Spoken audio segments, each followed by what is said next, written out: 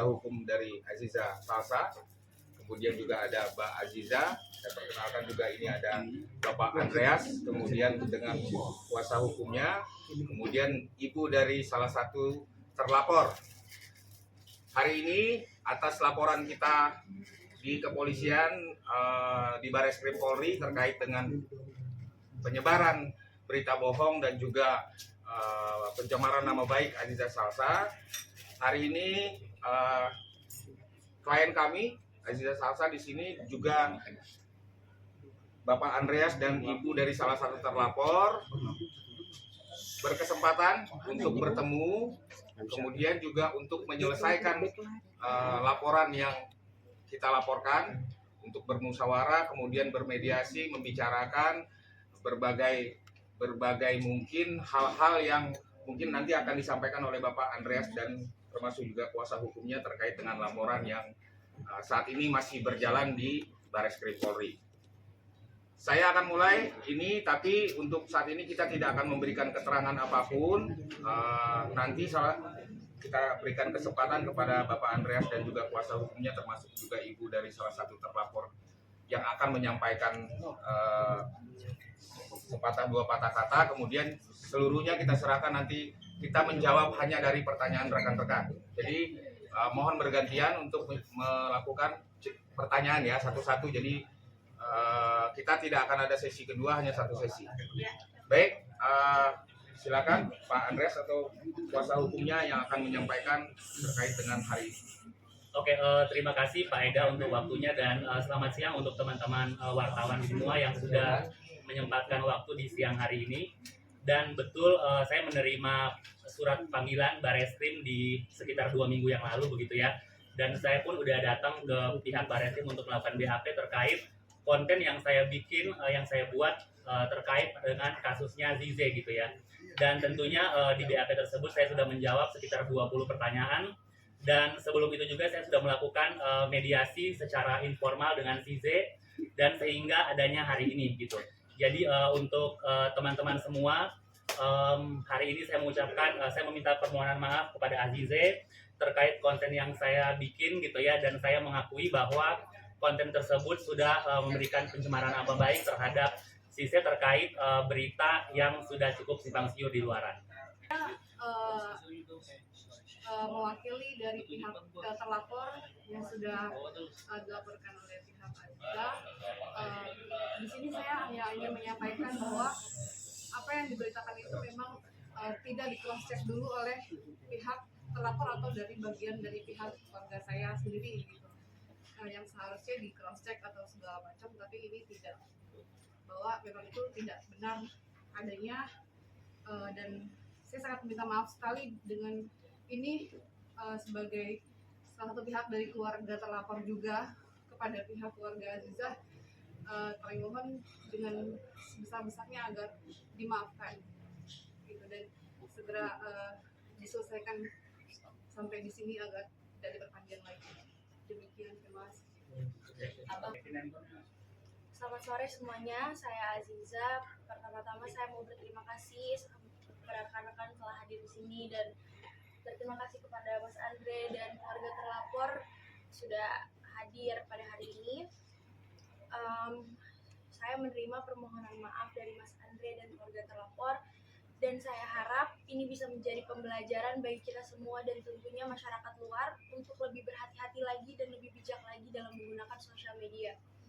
Dan tentunya untuk tidak involve terlalu jauh dalam ranah pribadi seseorang dan memberitakan berita yang belum tentu benar adanya. Jadi semoga ini bisa jadi pembelajaran bagi kita semua dan tidak akan terulang lagi kejadian-kejadian seperti ini ke depannya. Terima kasih. Oke, baik, silakan. Baik, untuk saudara Andreas, kemudian juga ibu dari salah satu terlapor berinisial N, yang dilaporkan adalah mengenai pencemaran nama baik, kemudian juga penyebaran berita bohong. Namun khusus untuk Mas Andreas dan ibu dari saudari N ini, ada yang kita laporkan atau konten yang memang ternyata tersangkut dari laporan kita adalah konten-konten yang memang melakukan pencemaran nama baik, kemudian juga penghinaan ada konten-konten yang bernada penghinaan terhadap Aziza. Tapi kemudian telah ditelaah jauh oleh penyidik di Barreskrim Polri, ini tentunya masih dapat kita berbicara secara kekeluargaan.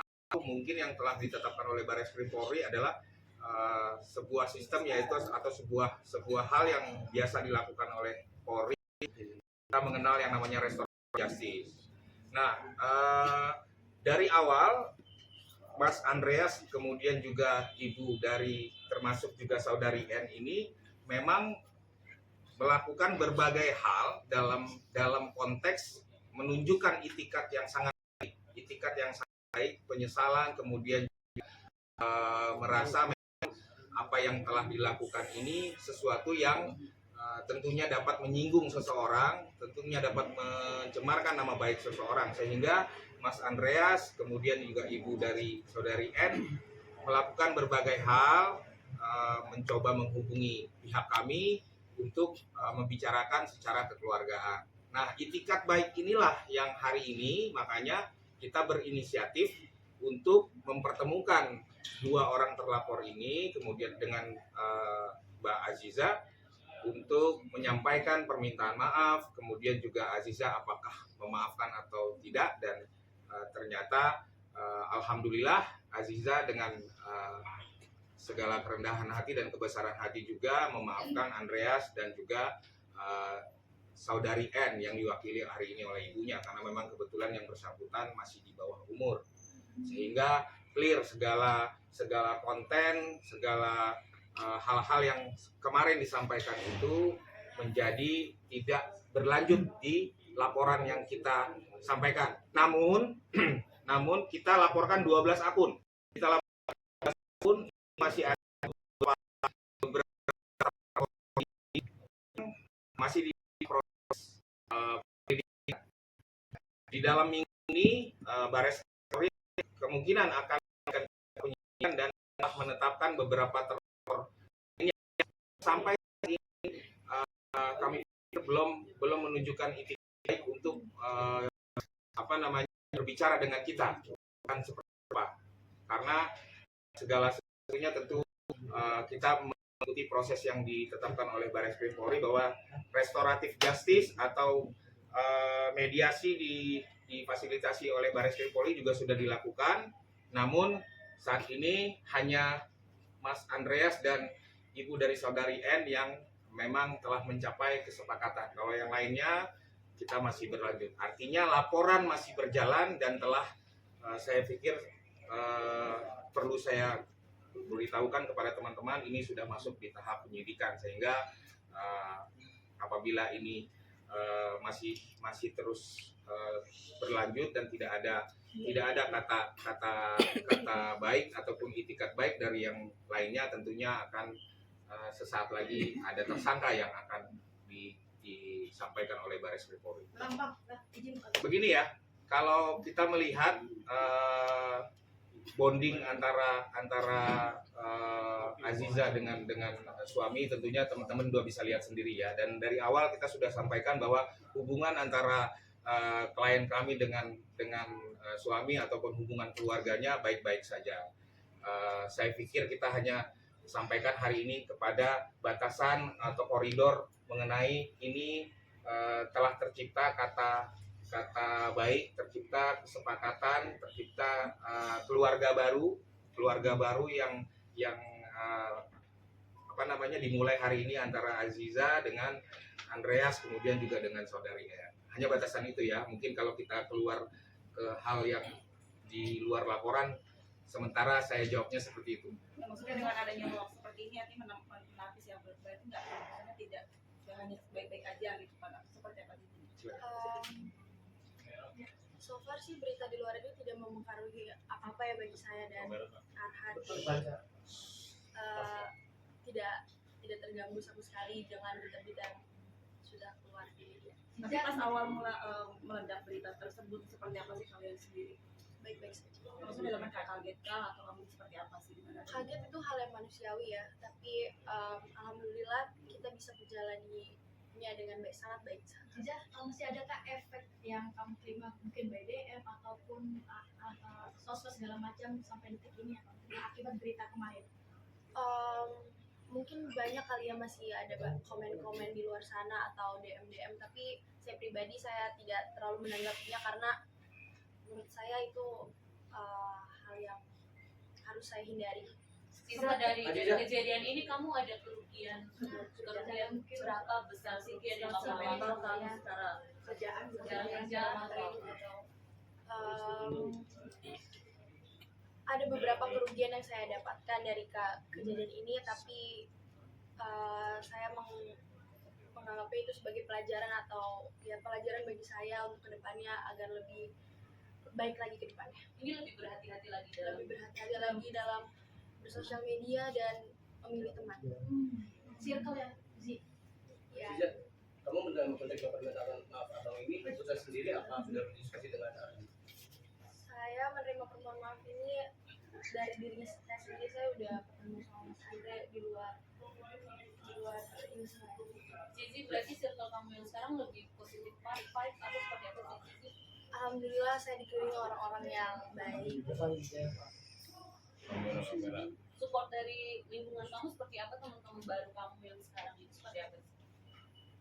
Alhamdulillah sangat suportif ya keluarga dan teman-teman saya. Jadi saya juga tidak terlalu merasa sedih atau terpuruk sekali atas kejadian yang sudah terjadi. Mungkin support akan dengan adanya laporan ini seperti apa mungkin? Support sebagai seorang suami. Cici, ada beberapa komentar yang mengatakan kamu terlalu di backing sama orang tua dan sebagainya. Tanggapan Cici seperti apa? Saya bersyukur karena saya masih mempunyai orang tua yang mendukung saya, mensupport saya. Menurut saya itu adalah suatu berkat ya dari Allah. Saya masih disupport sama orang tua saya. Jadi menurut saya orang-orang yang bilang saya di backing orang tua itu mungkin ya alamiah.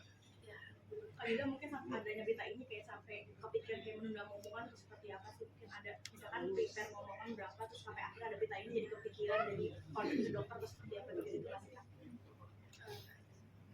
Untuk ngomongan sendiri didoain aja yang baik-baik. Si sempat kena mental nggak sih? Pendampingan psikolog atau seperti apa kamu selama seminggu atau Enggak, tidak ada. Alhamdulillah ya tidak ada. kemarin umroh gimana sih? Saya menjalani ibadah saya dengan sangat baik ya, alhamdulillahnya.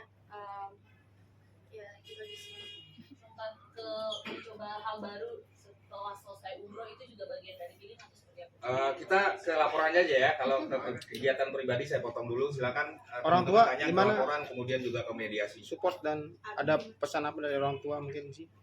Ya ini jadi pembelajaran bagi saya, pembelajaran yang sangat besar juga. Hanya itu aja sih, orang tua saya support saya. Ini kan bisa dikatakan merupakan awal seperti ini. Seperti apa sih tahu itu beritanya berita hoax atau seperti apa? Kalau urusan itu saya Begini, jadi memang pada saat awal orang tua kemudian juga Aziza sendiri sudah berkonsultasi dengan tim kuasa hukum. Ini ada kejadian seperti ini. Kemudian apakah ini menyinggung daripada atau melanggar daripada undang-undang yang ada di Indonesia atau tidak. Nah, kita tim kuasa hukum berikan pandangan kepada keluarga dan juga kepada Aziza sehingga kemudian keluarga dan Aziza juga akhirnya memutuskan untuk membuat laporan karena ada pelanggaran undang-undang ITE yang dilakukan oleh berbagai akun, dari banyak sekali akun pada saat awal dulu. Gitu. Ini baru dua ya yang berkomunikasi untuk meminta maaf secara langsung. Betul.